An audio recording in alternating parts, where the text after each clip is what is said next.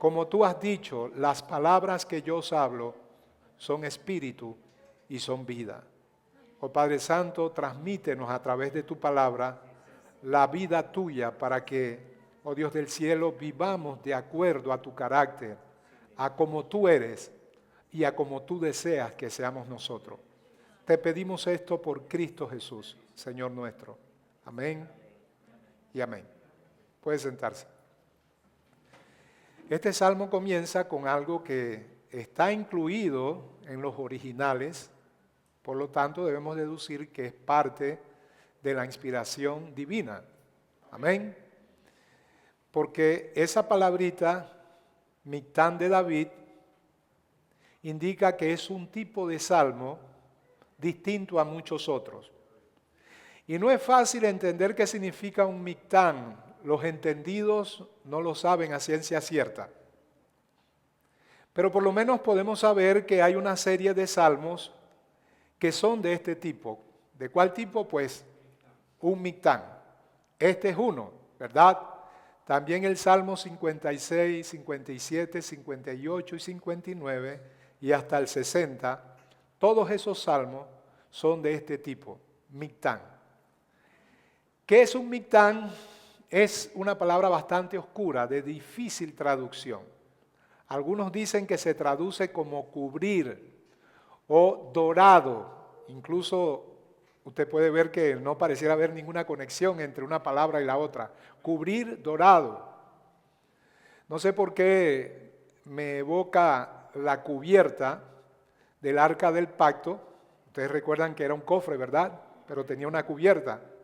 Con ella se cubría el cofre, pero esa cubierta era de oro.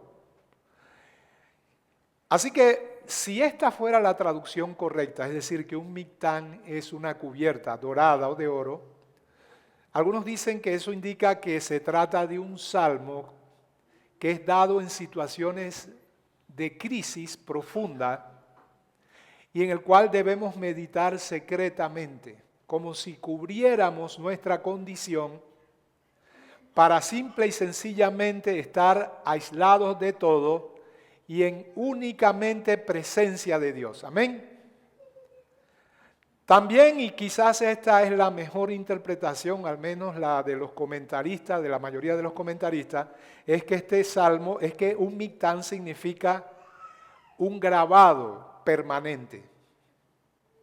En tal caso, pues, lo que indica es que es un salmo de mucha profundidad, un salmo muy sustancial. Y cuando digo sustancial me refiero a que aquí está la esencia de las cosas que Dios quiere transmitir a David y de cómo nosotros debemos vivir de acuerdo a esta revelación bíblica. Es decir, es algo que debemos grabar profundamente en nuestro corazón.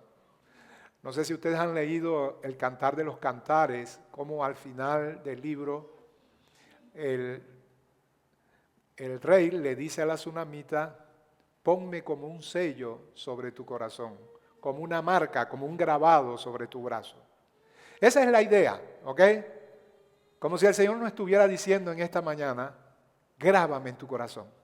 Esto que voy a decir, ponlo de manera indeleble en las tablas de tu corazón. Grábalo y no lo olvides. Amén. Comienza entonces el primer versículo diciendo, guárdame, oh Dios, porque en ti he confiado. Es fácil identificarnos con esa oración, ¿verdad? Vivimos en un mundo de tribulación, de aflicciones y de peligros. Sobre todo en la época que nos ha tocado vivir. Pablo dice que los postreros días serían tiempos difíciles. Otra traducción dice peligrosos. Y creo que podemos dar fe de eso, ¿verdad? Las cosas se están poniendo muy difíciles y peligrosas cada día más.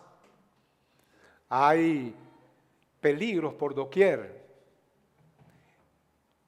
A veces salimos a la calle y no tenemos el tipo de paz que antes disfrutábamos. Yo recuerdo mi niñez. Incluso, miren, conversaba en estos días con alguien y le decía, ya el interior no es como antes. Uno sentía la atmósfera de paz. Uno podía confiadamente dejar las puertas abiertas y sabíamos que nada iba a pasar. Vaya usted al interior hoy y ya no es igual, ¿verdad? Así que sin duda, una oración como esta la hacemos nuestra, pero muchas veces la vemos desde una perspectiva meramente humana. Protégeme, Señor. Guárdame de tanto virus. Guárdame de accidentes. Esa oración la puede hacer el impío también, porque para él ser guardado significa ser protegido. Protege mi actual condición económica. Que no pierda mi trabajo, eso me dejaría en una situación muy precaria, en la que podría perder parte de mis bienes, mi carro, mi casa. No tiene nada de malo pedir al Señor que nos guarde respecto a la condición de vida que tenemos aquí en esta tierra. Pero eso lo hace el impío también, ¿verdad? Así que tenemos que tener una perspectiva correcta de lo que significa ser guardado del mal. Una perspectiva diferente a la de aquel que no conoce a Dios. David dice, guárdame, oh Dios, porque en ti he confiado. Pero guárdame ¿de qué? ¿Cuántos conocen el Padre Nuestro? Mateo 6:13 dice, y no nos metas en tentación. ¿Qué es la tentación? Es aquello que nos conduce ¿a qué? Al pecado, ¿verdad? Es la transición entre una condición en la que estoy bien delante de Dios, pero luego soy seducido por mis concupiscencias, y si cedo a ellas, caigo en pecado. La perspectiva que los creyentes debemos tener con respecto a qué es ser guardado, sí, está bien ser guardado de enfermedades, ser guardado de ladrones, ser guardado de accidentes. Pero no hay garantía sobre estas cosas. Los justos también padecen. Los justos sufren enfermedades. Los justos mueren prematuramente. Los justos muchas veces experimentan bancarrota financiera, siendo justos y estando perfectamente bien delante de Dios. Pero el justo tiene una perspectiva de lo que es el mal superior a la de aquel que no le conoce, porque para él el mal es todo aquello que atenta contra su comodidad en esta tierra.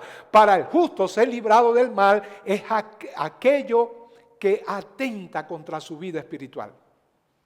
En otras palabras, yo puedo mañana hacerme de 10 millones de dólares y todo lo que eso implica.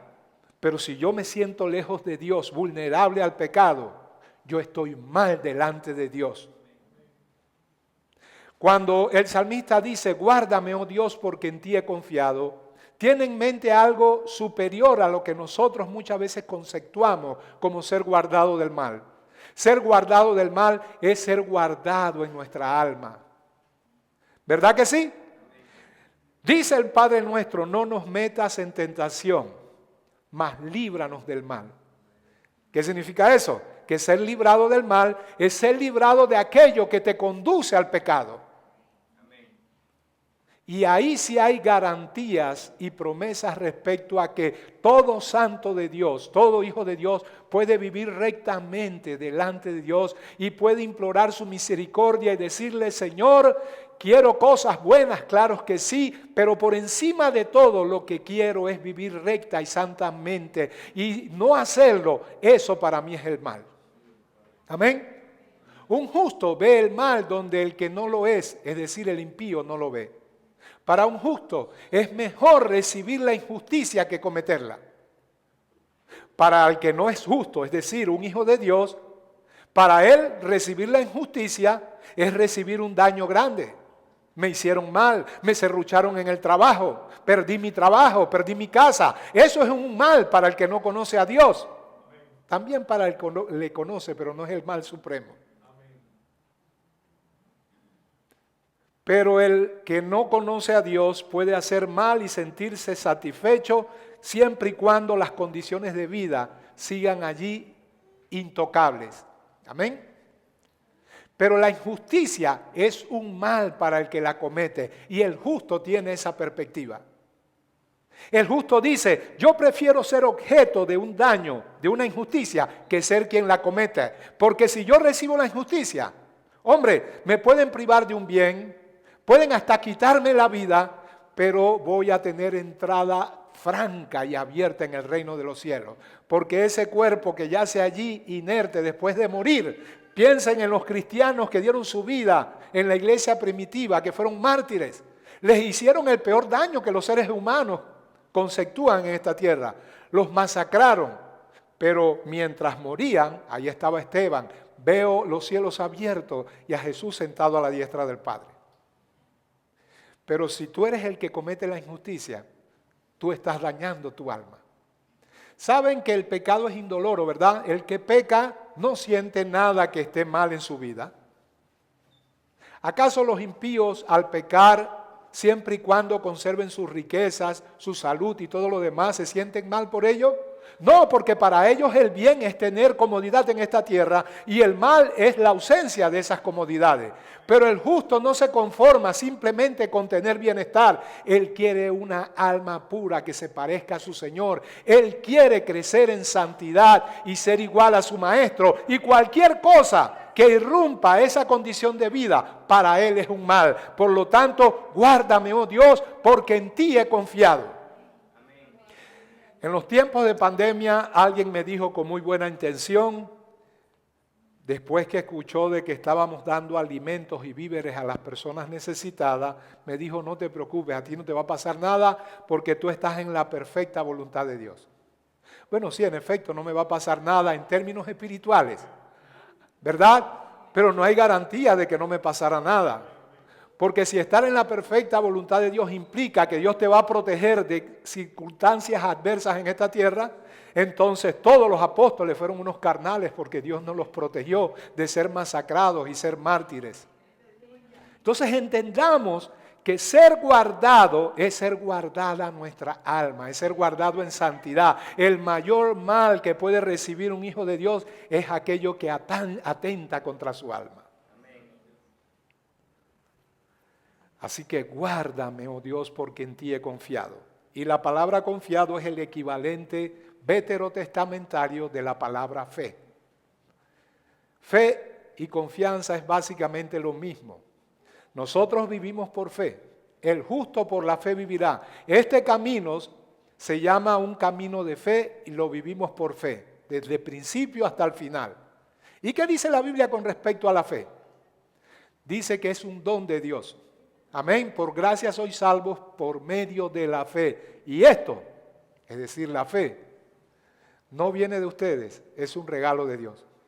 Entonces, Señor, guárdame del mal, protégeme, porque sin tu gracia que sustenta mi fe, yo me deslizaría al pecado y al hacerlo recibiría el mayor mal que puede recibir un hijo tuyo. Guárdame, porque en ti he confiado. Confío en que, así como tú me diste salvación, el que comenzó en mí la obra la perfeccionará y la llevará a cabo hasta el final. Guárdame, Señor, del mal. Yo quiero ser como la luz de la aurora que va en aumento hasta que el día es perfecto. Que si el Señor te guarda también tu finanza, puede hacerlo, pero no hay garantía. Que el Señor guarda tu salud, puede hacerlo, pero no hay garantía.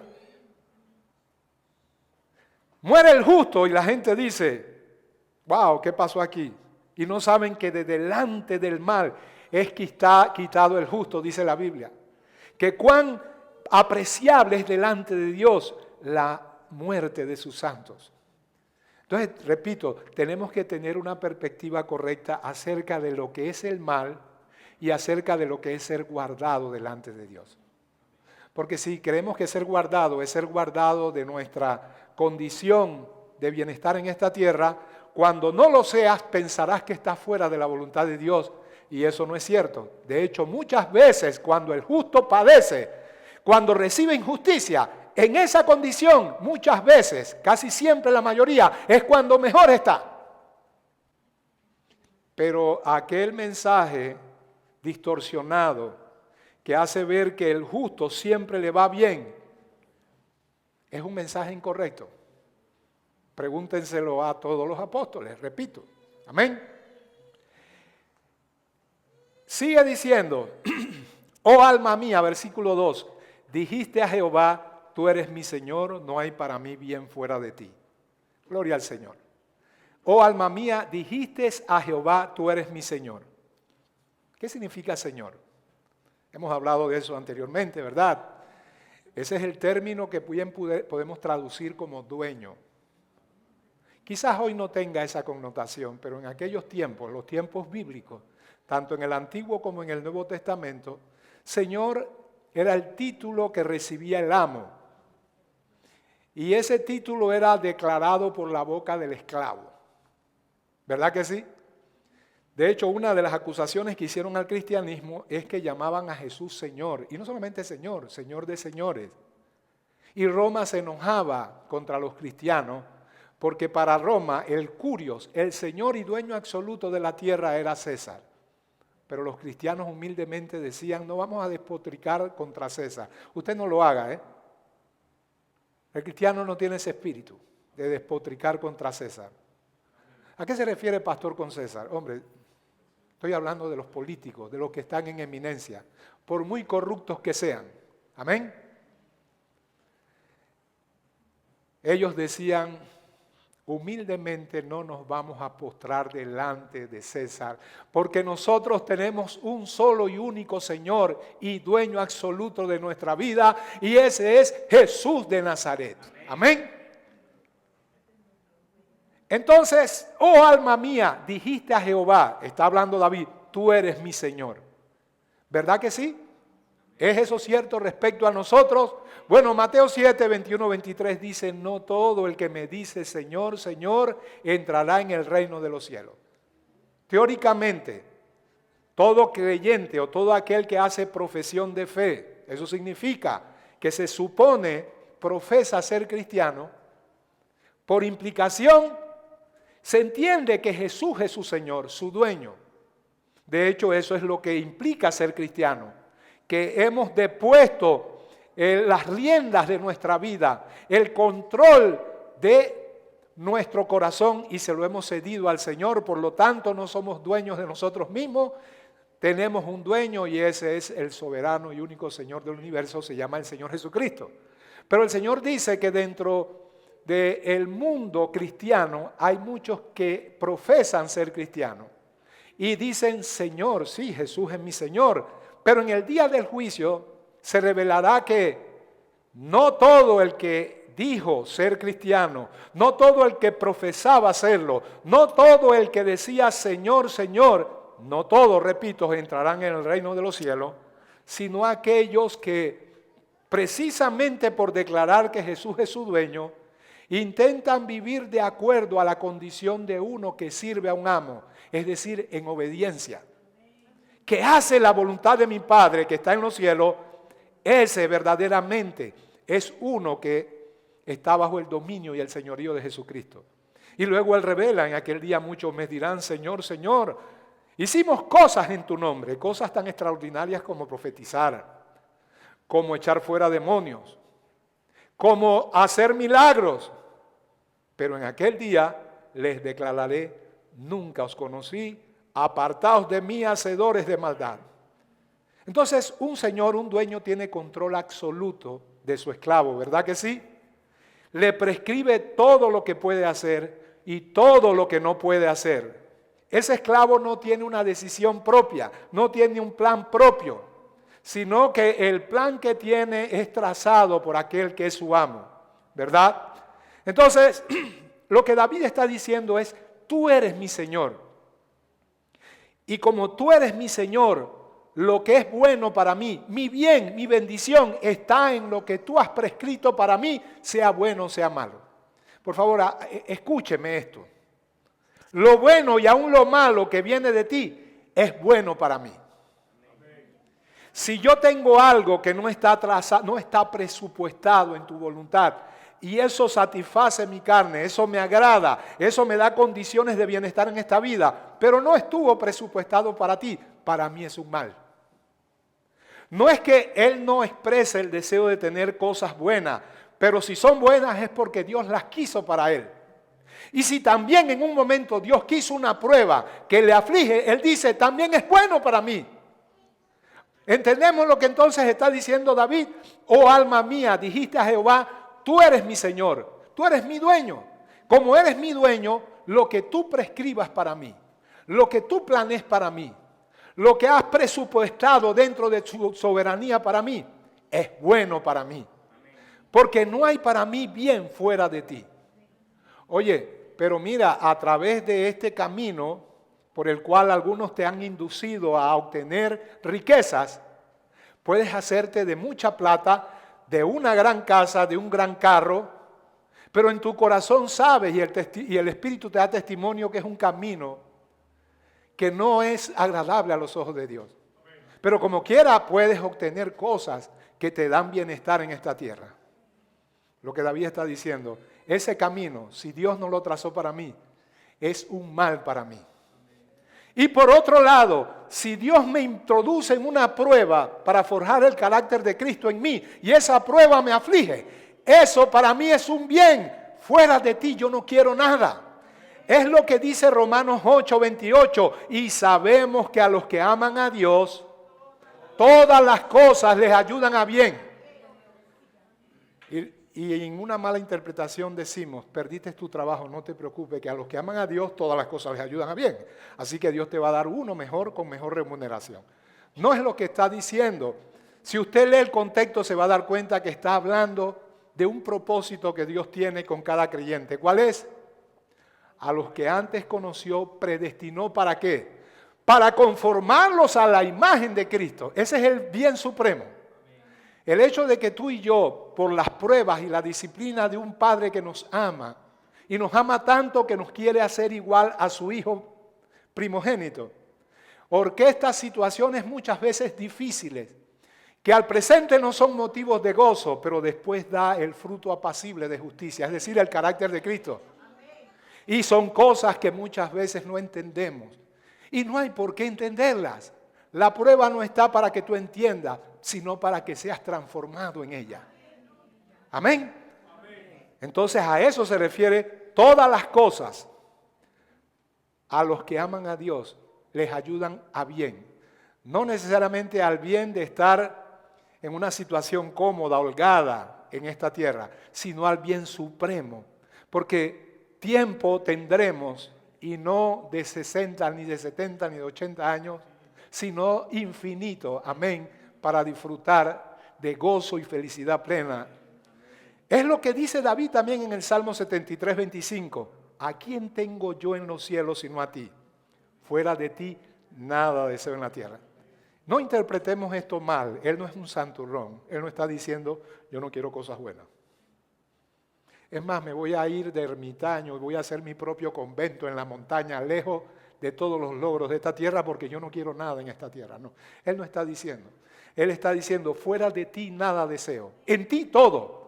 Si en ti, en tu voluntad, me quieres dar riqueza, venga. Pero si esa riqueza me van a apartar de ti, yo no quiero eso, eso sería un mal para mí. No me des riqueza ni pobreza, dame lo necesario. No sea que teniendo nada, blasfeme tu nombre por la aflicción que me produce la precariedad de vida que estoy viviendo. O que teniendo todo diga, ¿quién te necesita a ti si yo con mi dinero puedo obtenerlo todo? ¿Se dan cuenta? Entonces, eso es lo que está diciendo el salmista. Oh alma mía, dijiste a Jehová, tú eres mi Señor. Analice, medite en eso. Podemos decir como David, quien le decía a su alma, tú eres mi Señor. Dígale eso al Señor, pero más que decírselo, procure vivir conforme a esa declaración, que Él es su Señor. No de manera perfecta porque no va a ocurrir, pero con conciencia de que tú eres hijo de Dios, que amas a tu Señor y quieres, por su gracia y el poder que te asiste para lograrlo, ser un creyente que ama a su Dios y quiere vivir en obediencia para Él. Dijiste a Jehová, tú eres mi Señor, como eres mi dueño, así como los amos le decían a su esclavo, te levantas a tal hora, almuerzas a tal hora, cenas a tal hora, vas al campo a tal hora. Yo quiero que las cosas que viva sean prescritas por tu voluntad y no por mis anhelos carnales. Amén. Y ahora a partir del versículo 3 se establece una relación horizontal. Es decir, ya vimos lo que David tiene como perspectiva de vida. Su mayor bien, todo lo que Él es, lo que puede ser, lo que será, lo basa en su relación con Dios. Fuera de ti no quiero nada. Esto, de esa relación vertical, es decir, de la que tú tienes con Dios, depende todo lo demás. Ahora vamos a ver una perspectiva de su relación horizontal, es decir, con los que estamos aquí en la tierra. Recuerda eso, tú tienes una relación vertical, tu comunión con Dios. Amén. Y es una relación que debe ser secreta, para la cual no debes hacer sonar bombos y platillos. Lo que tú haces en secreto, dice el Señor, yo te lo recompenso en público. Dios no está en contra de la promoción. El Señor Jesús dice que su fama se extendía por todas las ciudades y poblados. Y lo mismo ha ocurrido con muchos hombres de Dios.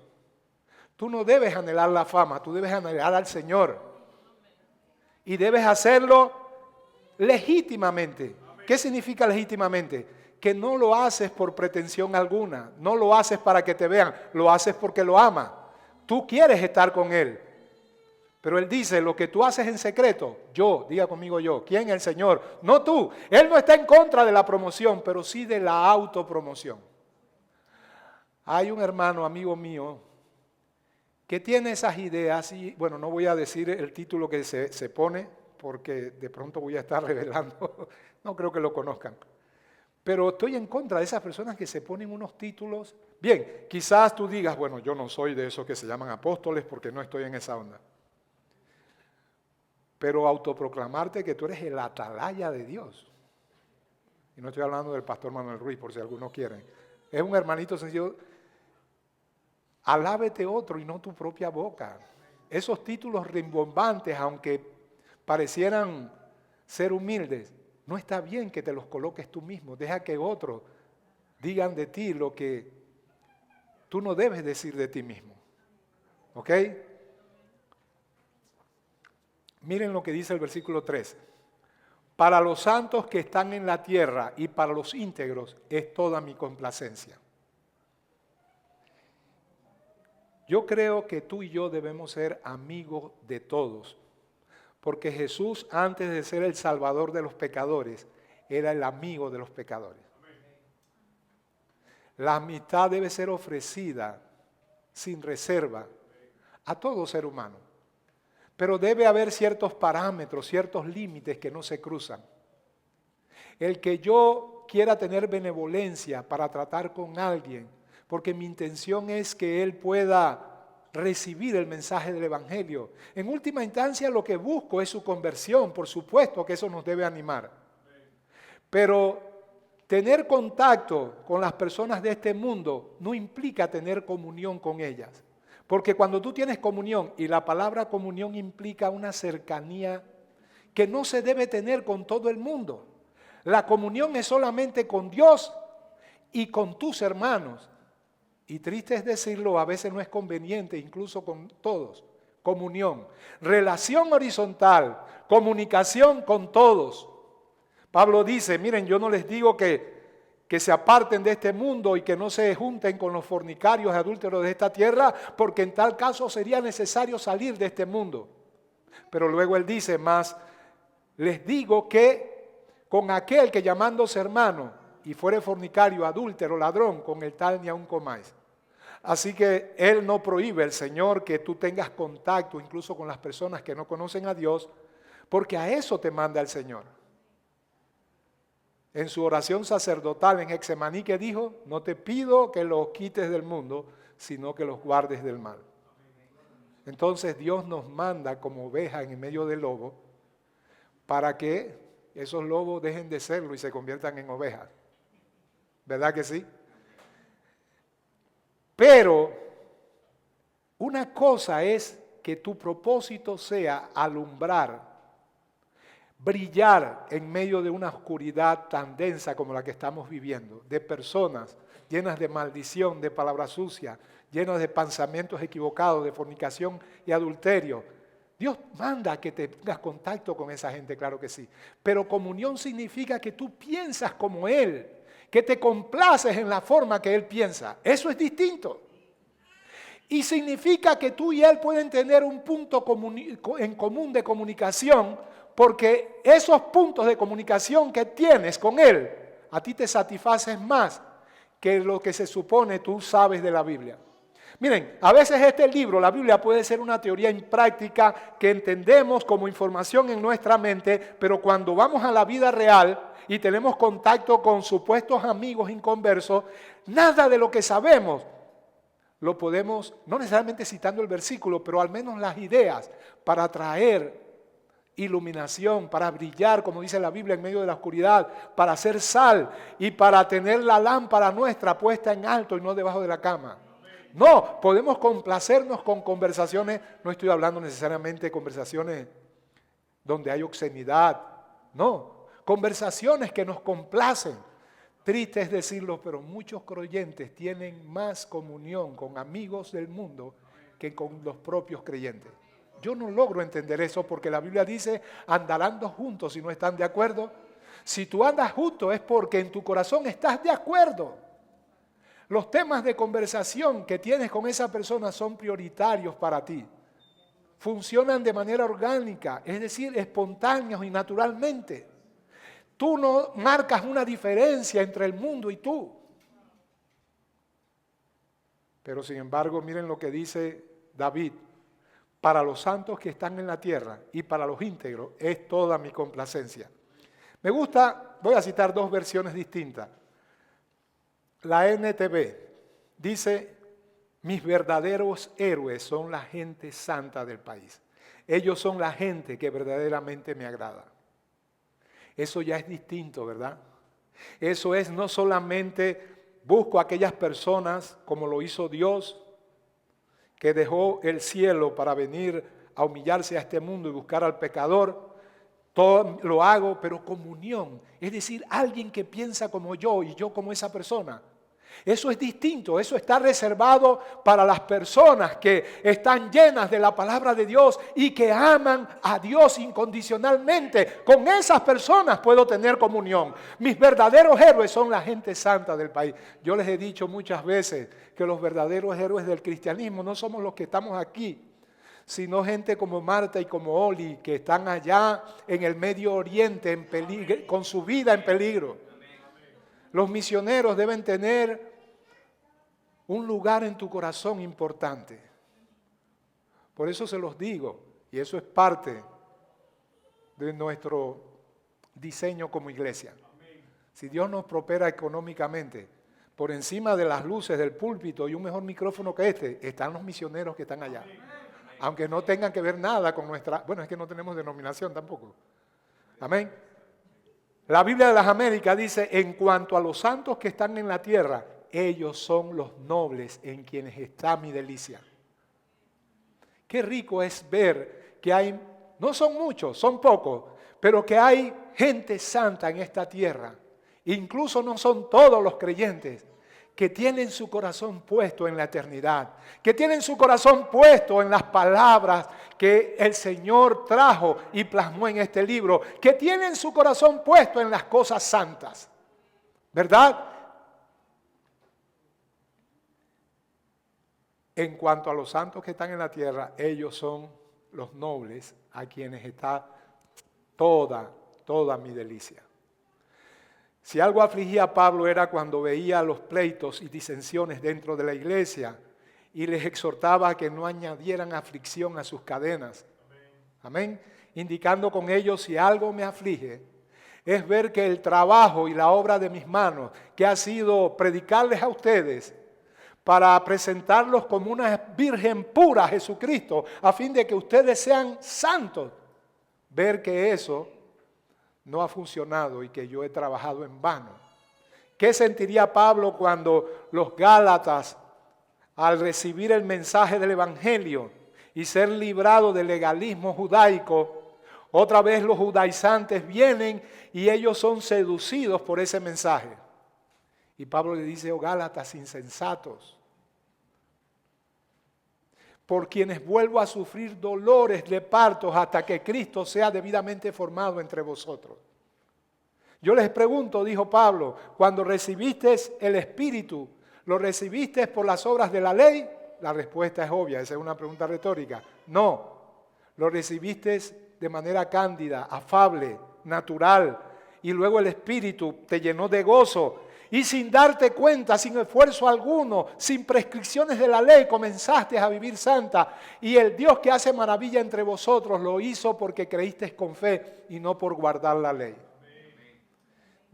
Pudiéramos parodiar a Pablo y decir otro tanto, a muchos hermanos, algunos que yo conozco, y decirle, ¿dónde estuviste todos estos años? Solamente estuviste experimentando emociones, pero nunca echaste raíces en el conocimiento profundo de la palabra de Dios.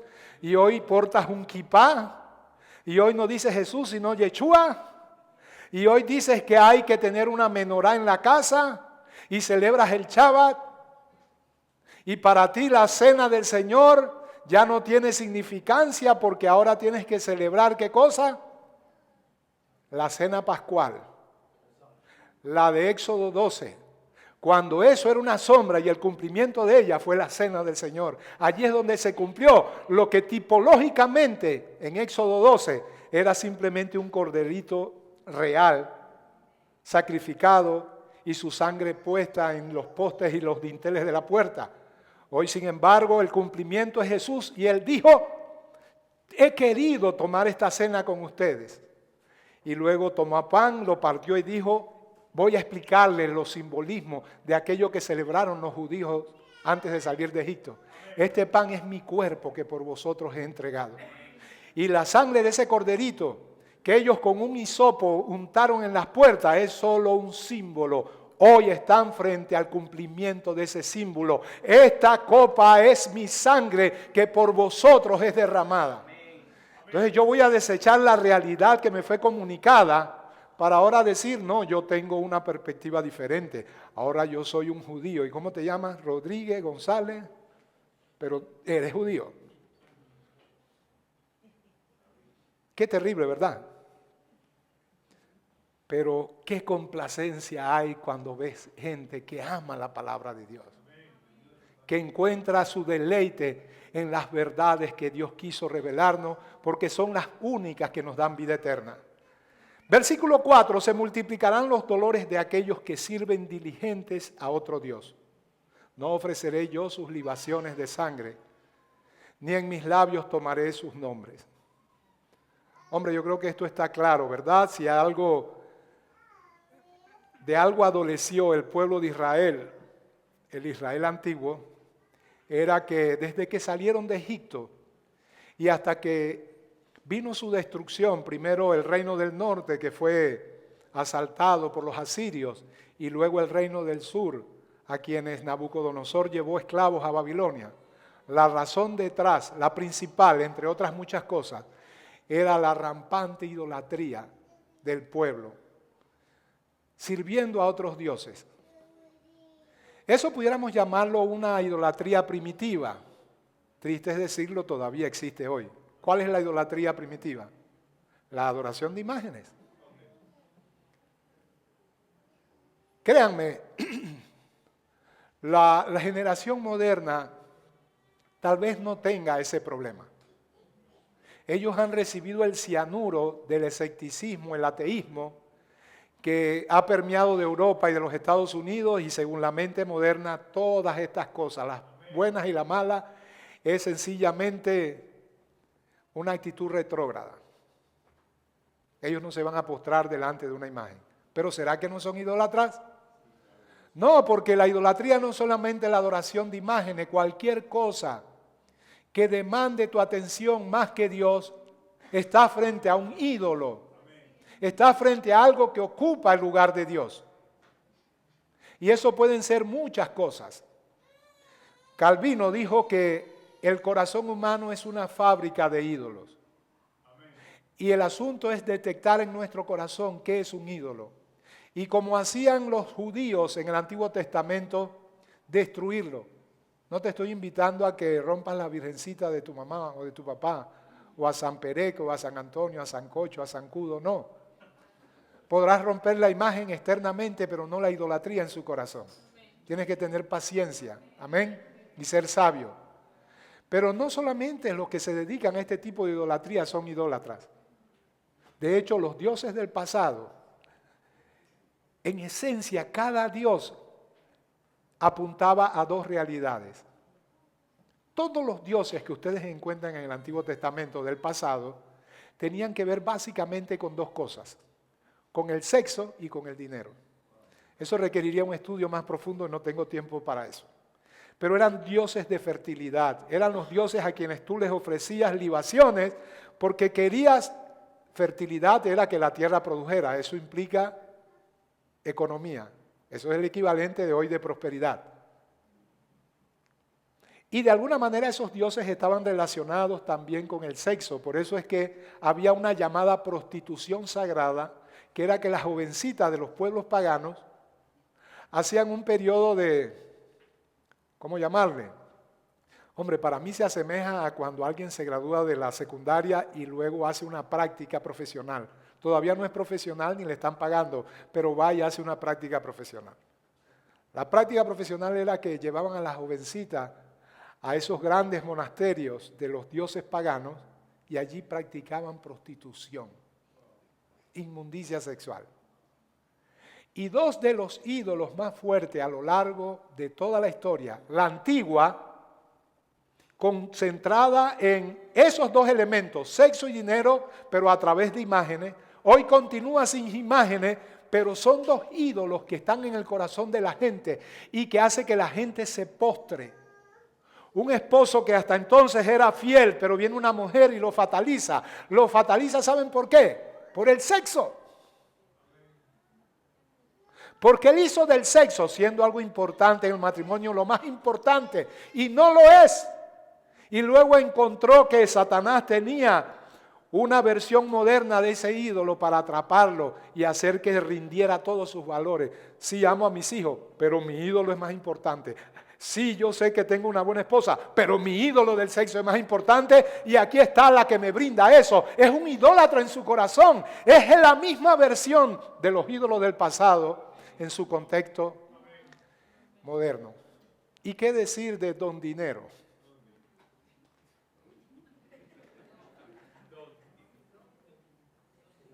Poderoso caballero es Don Dinero, dice un adagio. De hecho, hay algo que a veces no comprendemos y era por qué el pueblo de Israel, sobre todo el reino del norte, donde yo les expliqué que hubo una mezcolanza. Hombre, ese mensaje se los debo, no lo he terminado. El del viejo profeta. Bueno, el asunto es que, ¿por qué había una mezcolanza? Si vas a adorar a Jehová, adora a Jehová. Pero si vas a adorar a Baal, adora a Baal. ¿Se acuerdan cuando Elías convoca al pueblo y le dice, ¿por qué claudicáis entre dos pensamientos? Si Jehová es Dios, servidle, y si no, pues servid a vuestros dioses. Porque la doctrina, el equivalente a lo que ella es doctrina, se había adulterado tanto que para ellos no había diferencia. ¿Saben cómo se le llamaba a Baal? Dios de pacto. ¿Alguno ha escuchado eso hoy? Dios de pacto. Hago pacto con Baal porque él me da riquezas. La versión moderna es darle $1 y él te regresa 10. Dale 10 y él te da 100. Dale 100 y él te regresa 1000. Perversión espiritual. Es el mismo Dios, se llama dinero, pero con un delgado barniz de lenguaje cristiano para hacerlo parecer cristianismo cuando de cristianismo no tiene nada. Es la adoración al Dios dinero. Así se le llamaba a Baal, Baal Beret. Beret es pacto, Dios de pacto. Entra en pacto con Baal y él te va a sanar, te va a prosperar, él te va a tener bien en esta tierra. Hay otro pasaje donde dice que las mujeres ofrecieron tortas a la reina del cielo. Y luego el profeta les recrimina su idolatría. Y miren la respuesta de ellos. Desde el día en que inclinamos nuestro corazón a hacer libaciones y ofrecer tortas de ofrendas a la reina del cielo, todo nos va bien. ¿Saben que eso tiene un nombre? Hoy, ustedes me han escuchado hablar del pragmatismo, ¿verdad? Si funciona es porque es de Dios. Y eso es una mentira. es desechar la verdad por aquello que funciona. En otras palabras, si la Biblia dice que el método de Dios es de a poco, Dios no cocina en microwave, ni siquiera en el fryer, ni siquiera en estufa, cocina a fuego lento, en leña. Estoy hablando metafóricamente. Las cosas de Dios se paga un precio por ellas.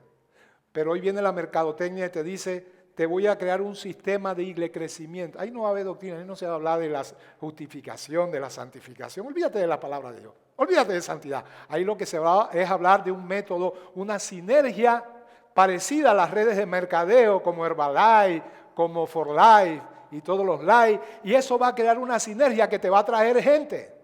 Entonces la verdad de gente convertida es sustituida por gente que llenen mis sillas.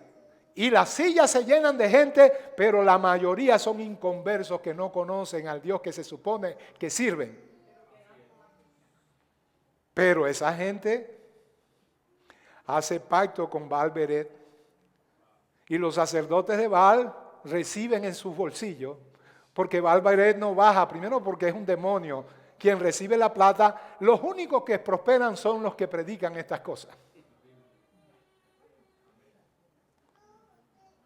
Se multiplicarán los dolores de aquellos que sirven diligentes a otro Dios. Créanme, pueden verlos, a veces decimos en broma.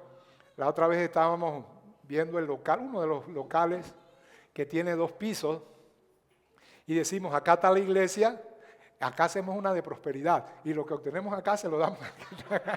Era una broma. ¿Ok? Lo que quiero decir es que uno los ve y dice, wow, están navegando en dinero.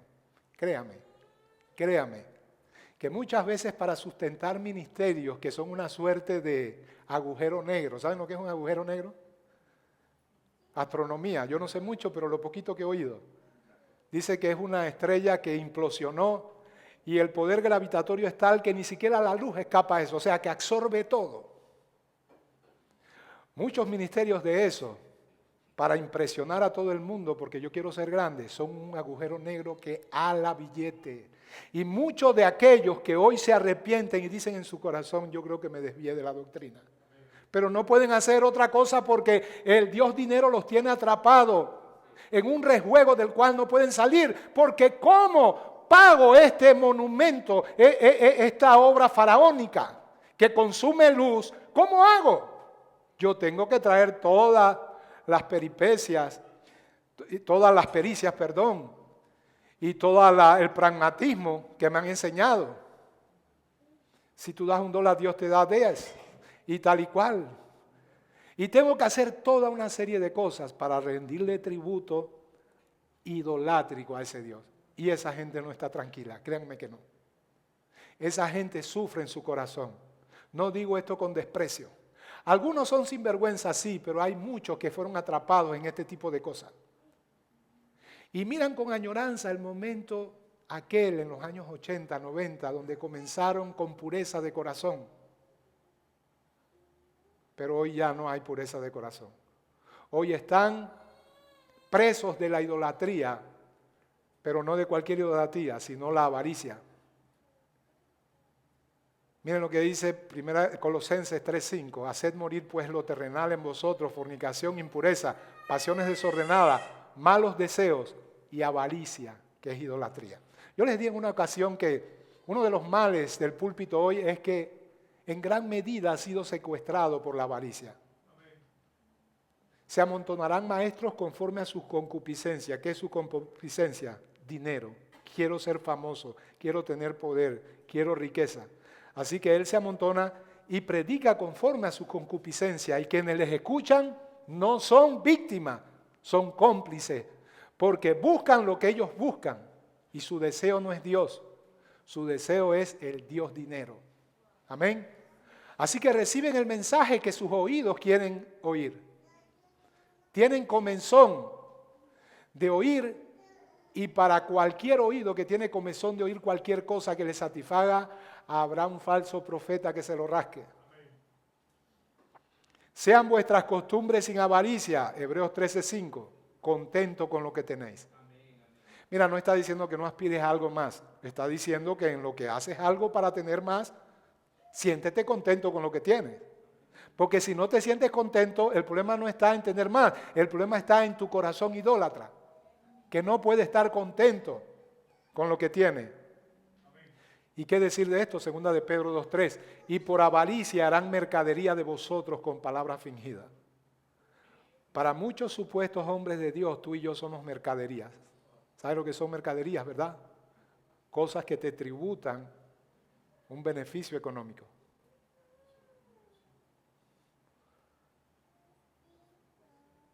Pero ellos no están felices, no crea eso. Se multiplicarán los dolores de aquellos que sirven diligentes a otro Dios y lo hacen con diligencia.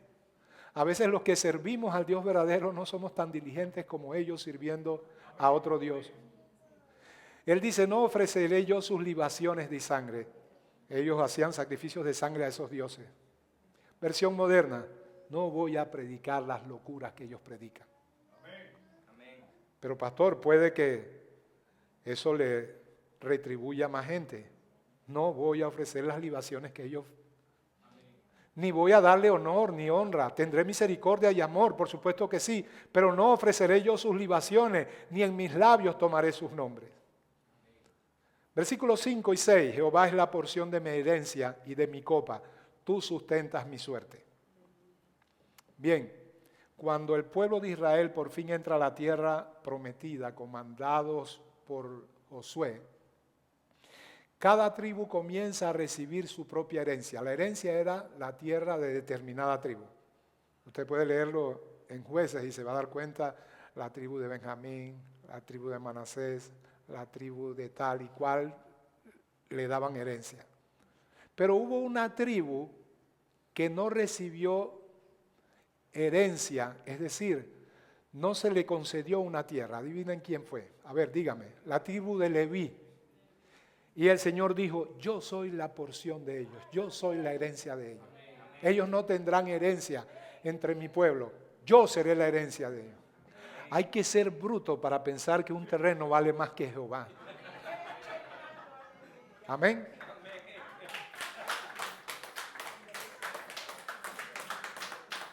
Porque muchos levitas que no eran levitas de corazón se entristecieron. No puede ser todo por este desierto y ahora desprotegido. Bruto, te dijeron que Jehová es tu porción, ¿no entiendes eso? No hay entendimiento de eso. El creyente, ya no voy a hablar del que no conoce a Dios, el creyente que se ha amañado un mensaje antropocéntrico. Es decir, que sirve para... Es un evangelio falso que es una suerte de terapia para que tú te sientas bien contigo mismo. Amén.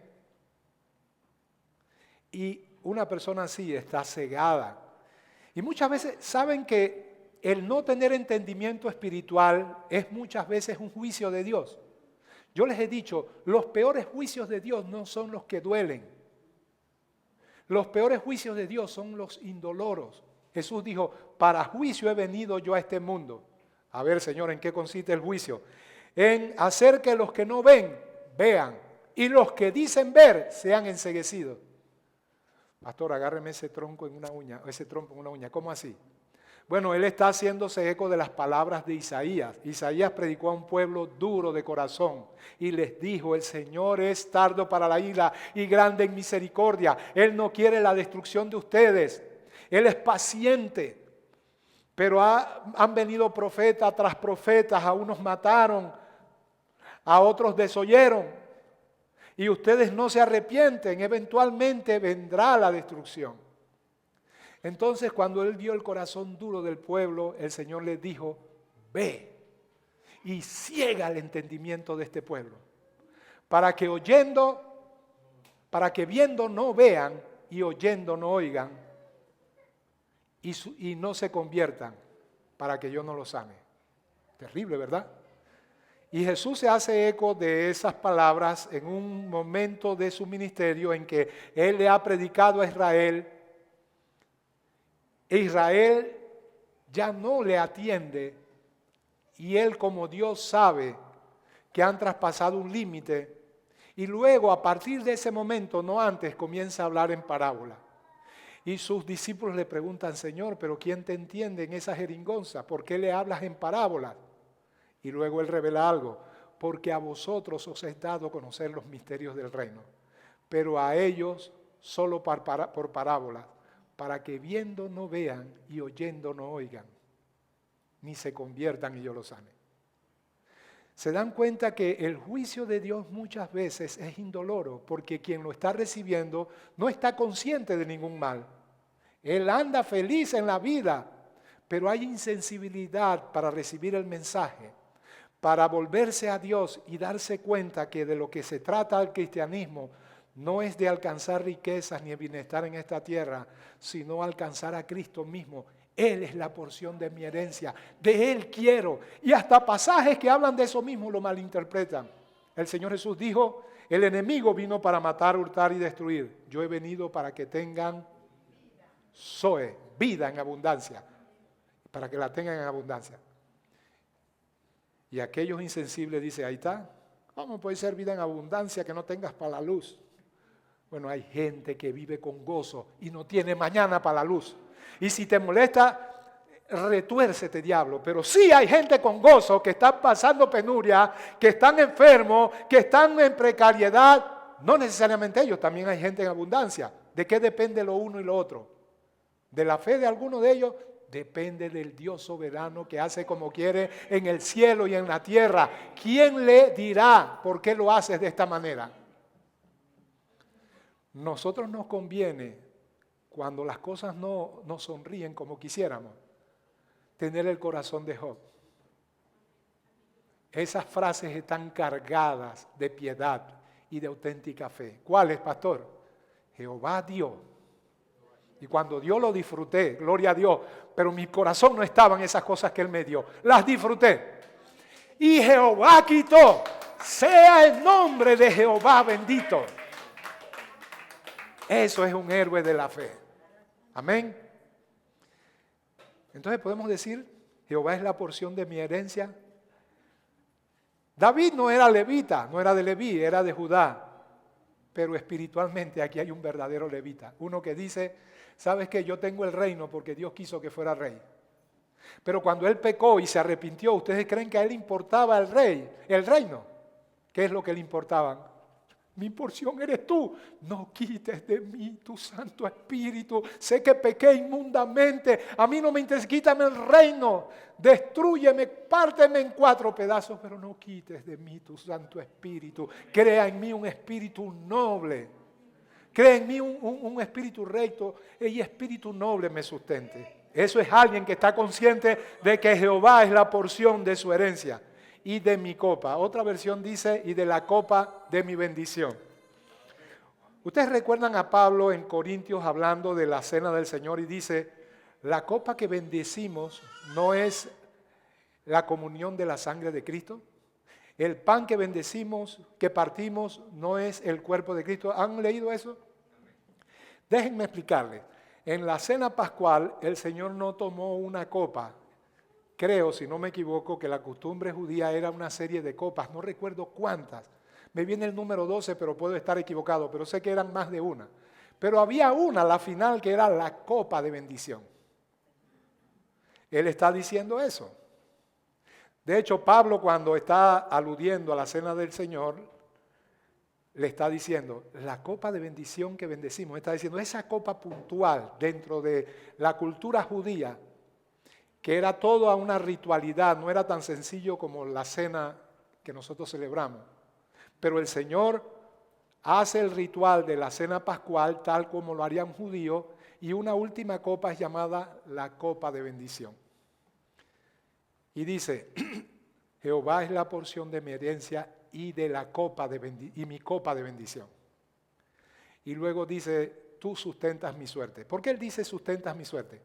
Acuérdense, los judíos entrando a la tierra prometida, ¿verdad? Se repartía la tierra, se le daba determinado terreno a una tribu y determinado otro terreno a otra tribu. ¿Cómo se repartía eso? Con suerte, se echaba suerte. Y la suerte era tirar unas cuerdas y tú no podías precisar dónde iban a caer. ¿Ok? Puede leerlo. No recuerdo bien los detalles, pero era el lanzamiento de una cuerda y lo que ella se extendía y cuánto medía, lo que determinaba la forma en que se iba repartiendo la tierra. Repito, a través de un acto de suerte. Los discípulos, para reemplazar a Judas, echaron suerte, ¿verdad? Era una costumbre muy propia de la cultura judía. Lo que él está diciendo, tú eres la porción de mi herencia, ya lo expliqué, y tú eres la copa de mi bendición. Lo que me toque viene de tu mano y yo lo recibo, porque tú sustentas mi suerte. Amén. Me tocó a mí un vestido feo y raído, o me tocó una túnica de colores. Cualquiera de los dos me conforme si es lo que tú quieres. Pero hoy todo el mundo quiere una túnica de colores como la de José, que lo distinga. Por eso es que todo el mundo anhela ser visto, todo el mundo anhela notoriedad. Pero él está diciendo, tú sustentas mi suerte, lo que me toque eso es. Y luego para afirmarlo el versículo 6 dice las cuerdas, esta es una figura metafórica, porque él está aludiendo a ese momento donde se tiraban las cuerdas para determinar el terreno que iba a ser la porción de determinada tribu. Él dice, las cuerdas me cayeron en lugares deleitosos. ¿Usted puede decir lo mismo? ¿Cuántos están en una situación difícil? Nadie. Bueno, yo sí. Una situación en la que tú miras con añorancia y dices, ¿por qué? ¿Por qué? Pero puedes decir a la vez, ¿sabes qué? Esto me hace sufrir. Esto es incómodo. Ni siquiera entiendo por qué. Pero esta es la porción que me ha tocado. Tú sustentas mi suerte y yo lo recibo. Amén. Yo no voy a renegar de ti. De hecho, Job también dijo, en Job 2:10 dice, cuando su esposa reniega del Señor y le dice, ¿aún retienes tu integridad? Reténla cuando todo iba bien, pero ahora ¿para qué? Mira lo que te está haciendo Dios. ¿Y cuál es la respuesta de Job? Como suelen hablar cualquiera de las mujeres fatuas, ¿has hablado? ¿Qué? ¿Recibiremos de Dios el bien y el mal no recibiremos? Y la inspiración divina dice, en todo esto no pecó Job con sus labios, ni atribuyó a Dios despropósito alguno. Amén. Se dan cuenta que la prueba no es para que nosotros entendamos y podamos decodificar con pretensión de que somos más sabios y espirituales que nadie. Aprendamos como Daniel, que te supera a ti y a mí en revelación y en conocimiento. Y ante la aflicción suya y la de su pueblo, él dijo, tuya es la justicia, nuestra la confusión de rostro. Esa es la actitud que conviene a un santo. No te hagas el sabelotodo. Hay personas que dicen, mira, esto me está pasando porque el Señor me está llevando a un nivel estratosférico de revelación bíblica y me está promoviendo. Tú no sabes nada de lo que te está pasando, te lo estás inventando. Esa actitud pretenciosa revela que la prueba no está haciendo efectos en ti. Pero qué glorioso es cuando la prueba lo que produce es lo que debe producir, lo que produce en Job. Tan torpe era yo que no entendía. Me arrepiento en polvo y ceniza. De oídas te había oído, pero ahora mis ojos te ven. La prueba es para que veas entendimiento espiritual a Dios, para que comprendas más a Dios, porque cuando lo ves simultáneamente eres transformado a su imagen. 7. Bendeciré a Jehová que me aconseja, aún en las noches me enseña mi conciencia. Dos cosas. Hay dos tribunales, uno está en el cielo y otro está en la tierra. El más alto tribunal en el cielo, ¿cuál es? La ley de Dios. Dios mismo, pues. Pero el tribunal más alto que hay en la tierra es tu conciencia.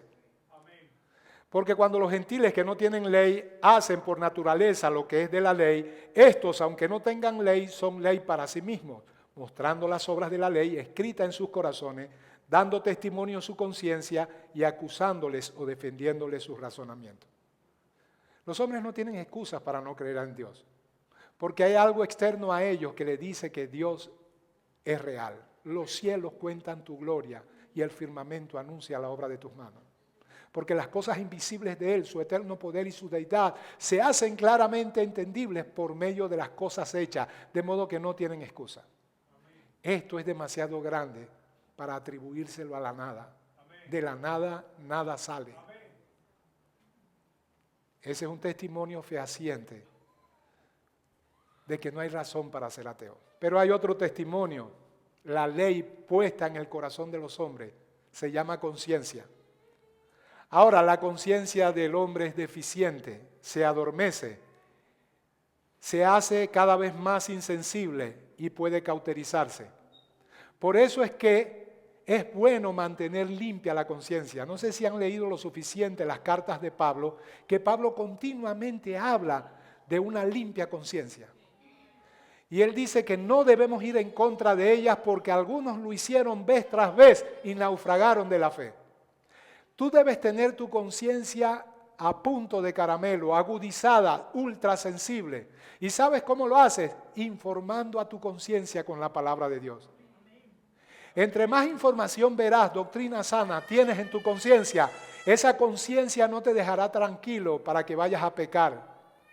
Va a formar un escándalo que tú no vas a soportar y vas a abstenerte de pecar, porque has informado la conciencia para que ella pite, por decirlo de un modo. Entonces, bendeciré a Jehová que me aconseja. Él está hablando, cuando la Biblia habla de consejo, no está hablando de, ven que te voy a dar un consejo. El consejo de Dios es la instrucción de Dios. Hombre, la palabra de Dios. Amén. De Jehová tienes algo aquí en la tierra, pero es de Jehová. Es la palabra de Dios. Pero aún en las noches me enseña mi conciencia. En tu interior, cuando la conciencia es informada debidamente por la sana doctrina, tienes una conciencia que te va a advertir del peligro. Eso es lo que está diciendo él. Y voy a concluir. Me están haciendo señas 53, a la 1 termino. Hoy me extendí más, pues. Déjenme darme un gusto de vez en cuando. A Jehová he puesto siempre delante de mí, porque está a mi diestra, no seré conmovido. Se alegró por tanto mi corazón y se gozó mi alma. Mi carne también reposará confiadamente. Lo único que te puede hacer sentir gozo en esta tierra es la certeza de la vida futura. ¿Por qué estoy diciendo esto? Porque a menos que tus ojos estén puestos en algo que es permanente, en un reino invisible que es eterno y que ha de manifestarse un día de manera visible, a menos, repito, que tus ojos estén puestos en eso, tú no vas a poder soportar las aflicciones de esta vida. Por eso él dice, a Jehová he puesto siempre delante de mí, porque está a mi diestra, no será conmovido. Y aquí el Espíritu está inspirando a David para hablarnos de la resurrección. Déjenme y se los explico. Se alegró por tanto mi corazón y se gozó mi alma. Mi carne también reposará confiadamente, porque no dejarás mi alma en el Seol, ni permitirás que tu santo vea corrupción. Apóstol Pedro, explíquele eso a la iglesia. Bien, aquí viene Pedro a explicárselo. Segunda de Pedro, perdón. Aquí viene Pedro a explicarles. Aquí no lo tengo acá, espérense.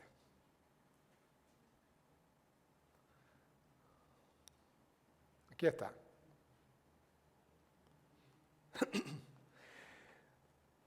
Versículo 22 de Hechos 2. Varones israelitas, oíd estas palabras. Jesús Nazareno, varón aprobado por Dios entre vosotros, con las maravillas, prodigios y señales que Dios hizo entre vosotros por medio de él, como vosotros mismos sabéis, a este entregado por el determinado consejo y anticipado conocimiento de Dios, prendisteis y matasteis por mano de inicuos, crucificándole, al cual Dios levantó suelto los dolores de la muerte, por cuanto era imposible que fuese retenido por ella. Él está diciendo, Jesús resucitó. Y les voy a hablar de qué dice el Antiguo Testamento respecto a esto. Versículo 25. Porque David dice de él, veía al Señor siempre delante de mí, porque está a mi diestra. ¿Alguien me puede dar agua, por favor? No seré conmovido. Por lo cual mi corazón se alegró y se gozó mi lengua. y aún mi carne descansará en esperanza, porque no dejarás mi alma en el Hades. Hades es el equivalente neotestamentario de Seol en el Antiguo Testamento. Ni permitirás que tu santo vea corrupción.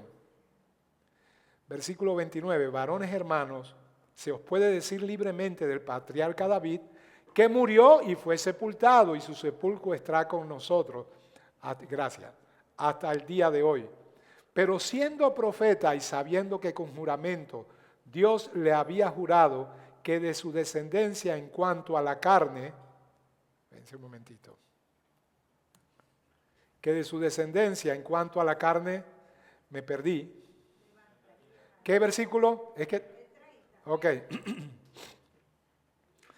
Pero siendo profeta y sabiendo que con juramento Dios le había jurado que de su descendencia en cuanto a la carne levantaría al Cristo para que se sentase a su trono, viéndolo antes, lo que escribió David en lo que acabamos de leer en el Salmo 16, es una visión profética. Viéndolo antes, habló de la resurrección de Cristo, que su alma no iba a ser dejada en el Hades, ni su carne, es decir, su cuerpo, se iba a corromper. A este Jesús resucitó Dios, del cual todos nosotros somos testigos. Así que exaltado por la diestra de Dios y habiendo recibido del Padre la promesa del Espíritu Santo, ha derramado esto que vosotros veis y oís.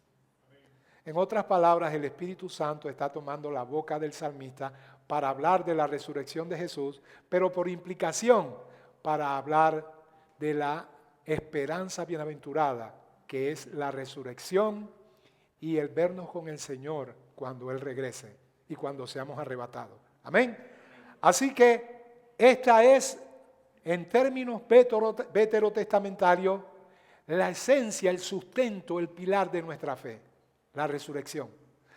Todo lo anterior no se pudiera vivir. Tú eres la porción de mi herencia, a mí no me interesa nada más fuera de ti, no me importa lo que me hagan los impíos, nada de eso se pudiera vivir. Lo que te está pasando no lo pudieras vivir si no tuvieras la certeza de la vida eterna, la bienaventurada esperanza de gloria. Quita tus afectos de esta tierra y ponlos en Cristo Jesús. Y los grandes dolores de esta vida van a ser para ti meramente un pinchazo. Porque esta leve tribulación momentánea produce en nosotros un cada vez más excelente y eterno peso de gloria, no mirando lo que se ve, sino lo que no se ve, porque lo que se ve, tu dolor, tu escasez, tu enfermedad, se ve, se siente, pero eso que se ve es pasajero. Lo que no se ve será para siempre, eterno, una felicidad que no tienes idea. Y por último, me mostrarás la senda de la vida. ¿Qué vida? Como todas las cosas que pertenecen a la vida, al Zoe y a la piedad, a la eusebia. Pedro está diciendo las cosas que pertenecen a la nueva vida en Cristo, no la vida biológica, anímica y psicológica de los seres humanos. La vida Zoe, la que ustedes han recibido, que ahora son nuevas criaturas. Todas las cosas que pertenecen a ese tipo de vida. La vida que emana de Dios, la que ustedes han recibido. Y a la eusebia, buena. Sebella, adoración, a la buena adoración. La adoración es todo lo que somos, todo lo que hacemos, no es venir a cantar a la iglesia. Todas las cosas que pertenecen interiormente a la vida que han recibido y a la expresión externa de esa vida, su vivencia cristiana, nos han sido dadas por su divino poder. A eso se refiere cuando dice, me mostrarás la senda de la vida. Dios quiere, vamos a hablar en términos del Nuevo Testamento, Dios quiere que la doctrina te cambie, que la doctrina te transforme. Por medio de ella entiendes esto, la nueva vida en Cristo Jesús. Por medio de ella creces y eres santificado. Y finalmente, ya son la una, ya concluyo con esta. Y esto debería ser tema de 4 horas de predicación, pero no puedo. En tu presencia hay plenitud de gozo.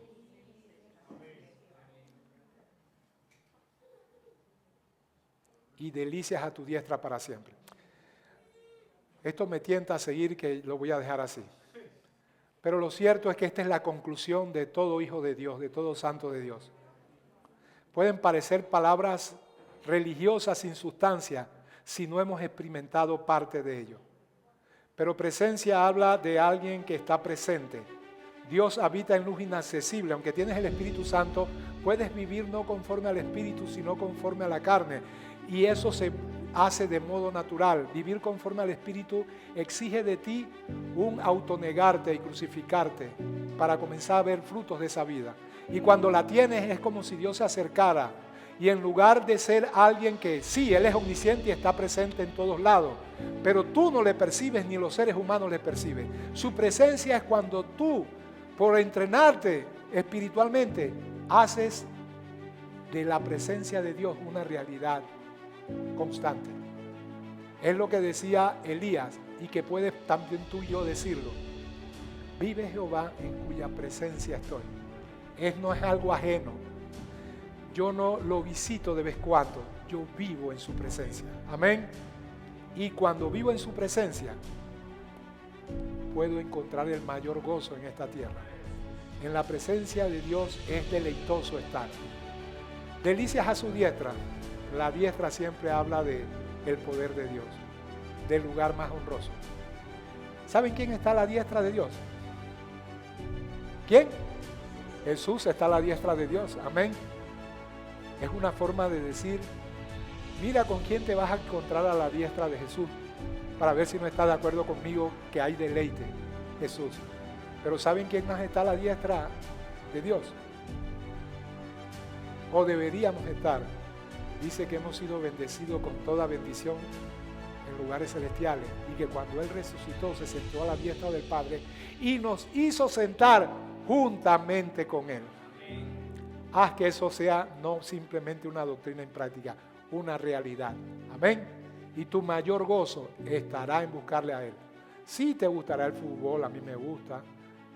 Sí te gustará tener buenas cosas, a mí me gusta. Pero nada comparable con su presencia. Amén. Padre, te damos gracias, te bendecimos, te glorificamos. Oh Señor, es nuestro deseo como iglesia. Y nos ponemos en los zapatos de la tsunamita en el cantar de los cantares. Y te decimos, oh, si Él me besara con besos de su boca. Porque mejores son sus besos que el vino, a más del olor de sus suaves ungüentos. Su nombre es como bálsamo derramado, dice tu palabra. Me llevó a la casa del banquete, como un manzano entre los árboles. Así es mi amado entre los varones. Me llevó a la casa del banquete y su bandera sobre mí es amor. Oh Padre, ayúdanos a madurar espiritualmente, porque solamente los que son maduros tienen capacidad de enamorarse. Los niños no se enamoran. Los niños solamente quieren ser entretenidos, solamente quieren recibir cosas buenas. Pero los maduros comienzan a desarrollar afectos por la persona de Jesús. Y dicen, yo no quiero besos lejanos, sino besos de tu boca. Es una metáfora que indica, quiero cercanía contigo. Quiero estar allí donde tú estás. Danos eso, Señor, Padre Santo, porque en tu presencia hay plenitud de gozo, delicias a tu diestra para siempre. Gloria al Señor, el Señor les bendiga.